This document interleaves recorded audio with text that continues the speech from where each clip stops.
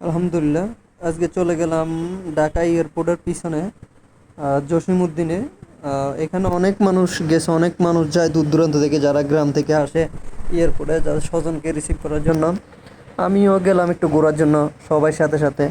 যাই দেখলাম এয়ারপোর্টের পিছনে কিভাবে বিমান নামে ওঠা নামা করে, একটু দেখলাম। খুবই সুন্দর বিকেলবেলা।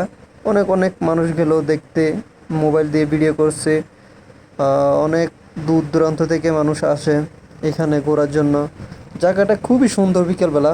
সাথে অনেক দোকানপাট আছে, অনেক ঝালমুড়ি চানাচুর বিক্রেতা বিক্রি করে।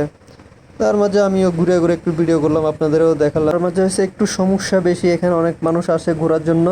একটু পর পরে গাড়ি রিক্সার জাম বেজে যায়। যারা আসবেন তারা অবশ্যই ভাবনা চিন্তা করে আসবেন, হাতে সময় নিয়ে আসবেন ঘোরার জন্য।